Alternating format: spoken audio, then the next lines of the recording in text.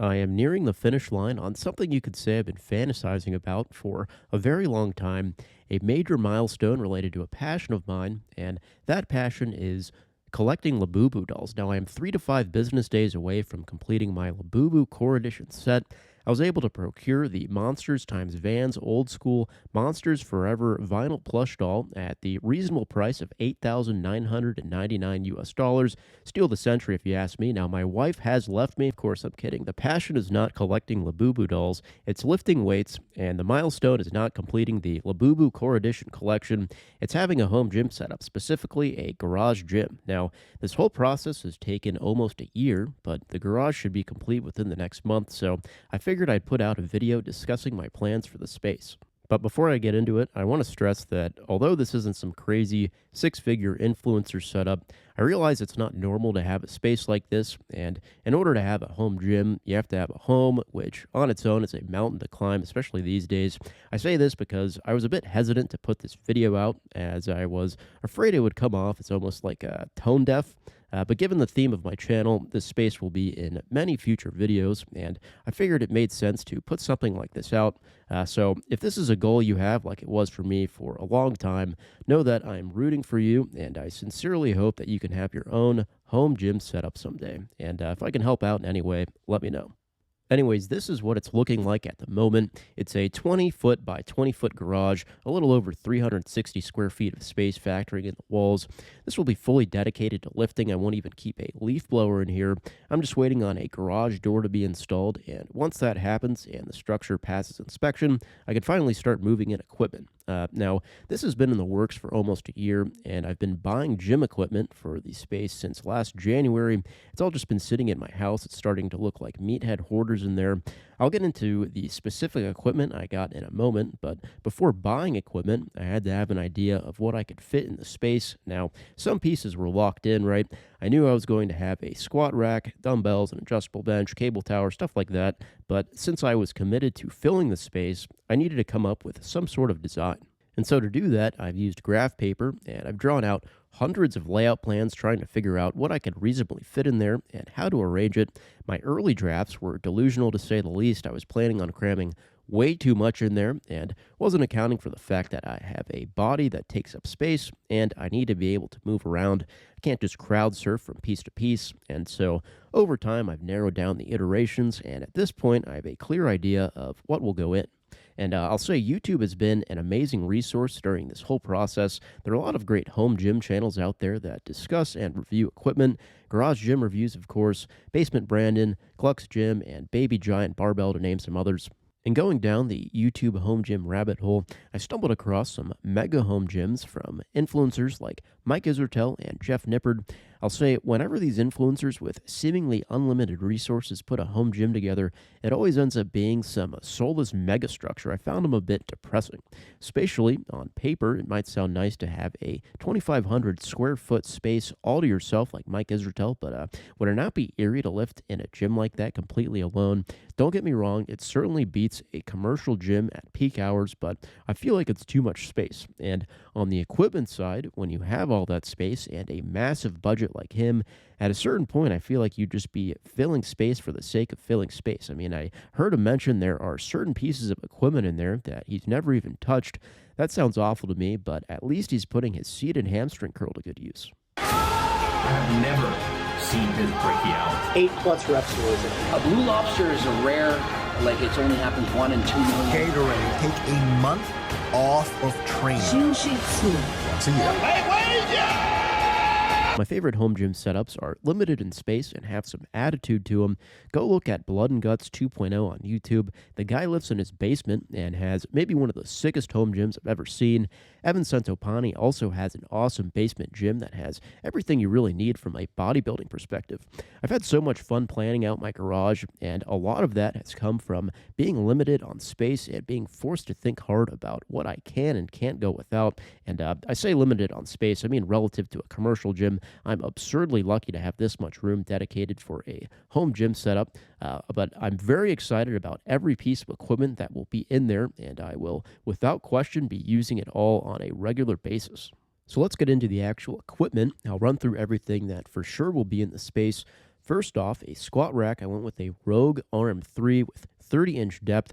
I thought 24 inches would feel pretty tight, and through researching online, most people seem to think that 30 is perfect, so I went with that. It's 100 inches tall. I chose this height so I could avoid hitting my feet on the floor when doing pull-ups. It's not a big deal, but it can be annoying to have to manipulate your lower body while in the bottom position, and I'll need to get some sort of blocks to stand on. I love neutral grip pull-ups, and I bought some handles that I can screw in at any width, and I'll definitely need to bolt this down so it doesn't tip over. For a barbell, I went with a Texas Power Bar. My gym has some older Texas Power Bars, and I love them. It's pretty thin at 28.5 millimeters, which I tend to prefer for most movements. The knurling has some bite to it, which I also like. I got Avonco cast iron weight plates. I knew I wanted metal plates as opposed to rubber. I love the look, sound, and feel of the iron, and I don't do any Olympic weightlifting or anything. I also got this hammer strength weight tree to store the plates. Went with the Bells of Steel Buzzsaw adjustable bench. They were selling a purple one at a massive discount a few months ago, so I got that. May look kind of goofy, but I figured it's purely cosmetic, so who cares? This will probably double as a flat bench. I'll see how that works out once I start using it. Went with a couple of other pieces from Bells of Steel. I pre-ordered their Oblivion Tower, which is their new cable tower. It's supposed to ship by the end of the year. I'll mainly use that for triceps isolation, but you can do a lot of other movements on it. I also bought the Bells of Steel lat pull-down, which has a low row attachment. Originally, I wasn't going to get a lat pull-down, but I figured it would make sense from a programming perspective for the variation, as well as to accommodate anyone who can't do pull-ups. I got the plate-loaded versions of each machine. They were cheaper, plus I don't mind loading and unloading plates. Now we get to dumbbells. So originally I was put off by adjustable dumbbells. A lot of the options out there looked really cheap and didn't have that old school feel I was going for. But then I remembered a product I had eyeballed a while ago, and that was the adjustable dumbbells by Pepin. I first saw these in a home gym tour video by Alex Leonidas and thought they looked awesome. Problem was, being a small business, Pepin's products are often out of stock, but a couple months ago, I randomly checked the website and saw that their HD series were in stock. I watched a few YouTube reviews and decided to pull the trigger, went with the heaviest they had in stock, which was the 145-pound set. They sell the HD series with a 37 millimeter handle, which is pretty thick. I saw they had 34.5 millimeter handles available on their website, so I reached out and they just packaged it with the 34.5s instead. Still pretty thick, but we'll see how those work. So this next thing might actually end up being my favorite piece of the whole gym, and that is the Powerlift Dip Station. I love my weighted dips, might be my favorite exercise. So this is the exact dip station I use at the commercial gym I go to, and Powerlift doesn't manufacture these anymore. I could not believe my eyes when I saw this pop up on Facebook Marketplace, and I pounced on it immediately. It has a V-shaped handle, so you can find a grip width that works best for you. I think this is why a lot of people hate dips. Most setups fix you into one position, and that position may not agree with you. Personally, I prefer a closer grip, and on this piece, I can perform heavy dips without any kind of obstruction that blocks the weight. We have the Nordic Back Extension V2 from the Tib Bar Guy. 45-degree back extensions have been a staple in my routine for a while now. They're a pure hinge and are easier to recover from than something like a Romanian deadlift or stiff leg deadlift. I knew I was going to get one, and I saw this specific piece in an Alec on Kiri video. He said it's the best one he's used, which meant a lot given he's pretty dang strong with them, so I bought one, and you can also do Nordic curls on it, which is great. To complement barbell squatting variations from a programming perspective, I knew I wanted a heavy-duty piece for the quads that offered some stability. Something like a leg press, hack squat, or belt squat. I decided to go with a belt squat because in addition to the stability, there is no axial load, and I feel like it's a movement pattern you can't go wrong with. Now, I actually haven't ordered this yet, but I'm going to go with a Rogue Rhino belt squat here. I was also considering a Pit Shark. My gym has a Pit Shark, and I tested it out.